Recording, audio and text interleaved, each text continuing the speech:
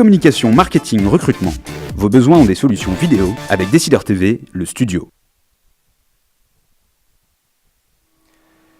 Bonjour à tous et bienvenue dans le Duplex Bourse du lundi 14 avril 2014. Nous sommes en direct avec Thomas Monsaint-Jean de la salle des marchés de Bourse Direct. Bonjour Thomas. Bonjour Nicolas. Alors Wall Street tout d'abord qui clôture en baisse vendredi soir. Oui, des indices américains nettement en baisse. Le Dow Jones perdait près de 0,90% et le Nasdaq 1,34%. 0,95% pour le Standard & Poor's. On a eu vendredi les prix à la production pour le mois de mars en légère hausse, plus 0,5%.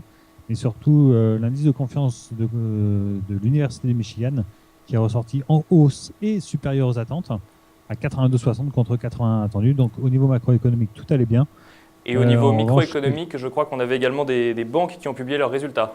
Exactement, les banques qui étaient très attendues avant l'ouverture du marché vendredi. Et JP Morgan a déçu, inférieur aux attentes, recul de 19% du bénéfice net et de 8% du PNB. Wells Fargo, c'était un petit peu plus conforme par rapport aux attentes, avec un bénéfice en hausse de 14% et un PNB quasi stable grâce à la réduction des coûts.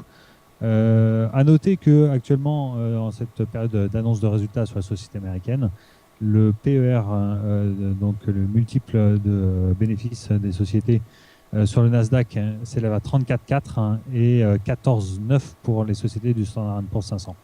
Alors avant de s'intéresser à Paris, un petit tour en Asie. Qu'est-ce qui se passe aujourd'hui en Asie ?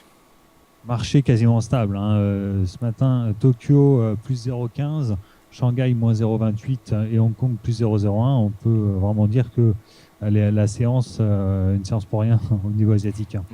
Alors on s'intéresse maintenant à la bourse de Paris qui est en repli de 0,80% ce matin et Mario Draghi qui a annoncé vouloir agir contre l'euro fort.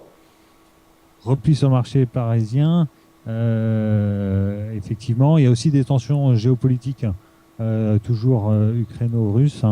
Donc le marché est relativement prudent. Mais ce week-end, la grande annonce, c'était effectivement un virement dans le discours de Mario Draghi, puisqu'il a affirmé en marge des réunions donc du FMI et de la Banque mondiale que la BCE était prête à agir contre l'euro fort. C'est une première. On sait qu'elle est prête à agir pour maîtriser l'inflation et pour favoriser la croissance. Mais ils ont toujours affirmé que les taux les taux de change n'étaient pas un objectif en soi. Donc un fléchissement au niveau de leur discours. On pourrait avoir des mesures non conventionnelles pour lutter un petit peu contre l'euro fort. Et ça, c'est une première, ça pourrait profiter au marché. Donc une vraie évolution du discours de la BCE à suivre donc, dans les prochains jours. Au niveau technique maintenant, Thomas, qu'est-ce qu'on surveille aujourd'hui ?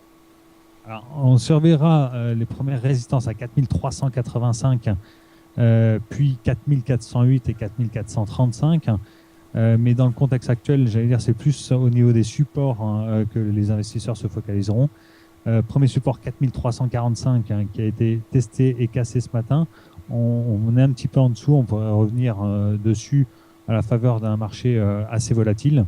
L'autre zone est la zone 4323-4312 avant un éventuel gros support à 4280.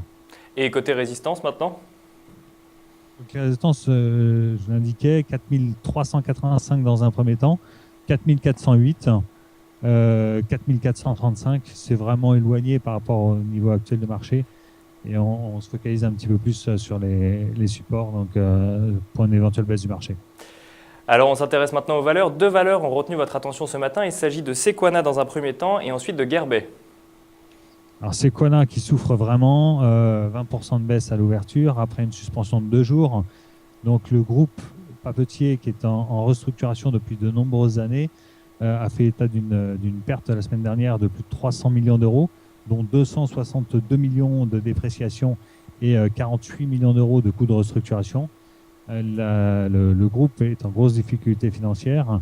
Ils vont à nouveau chercher à lever des capitaux, notamment via une augmentation de capital et une baisse de la valeur nominale de l'action qui seront approuvées lors d'une prochaine assemblée générale extraordinaire. À noter simplement que le vendredi soir, le groupe Sequana annonçait donc avoir signé un accord de principe avec ses banques qui représente 93% de son besoin de financement bancaire. Donc dans ce j'allais dire, dans ce côté très noir au niveau de leur annonce de résultats, une petite lueur d'espoir avec ce financement bancaire. On lui souhaite bien sûr. Et donc maintenant, deuxième valeur, Gerbet, où les résultats sont plus positifs pour le coup. Gerbet, oui, grappille encore un peu plus de 3% aujourd'hui, après plus de 5% de hausse vendredi. La hausse du titre vient essentiellement du fait que la FDA, la Food and Drug Administration américaine, a approuvé en fait l'utilisation du produit phare de Gerbet, qui est le lipiodol, et qui est utilisé dans l'imagerie des tumeurs de foie.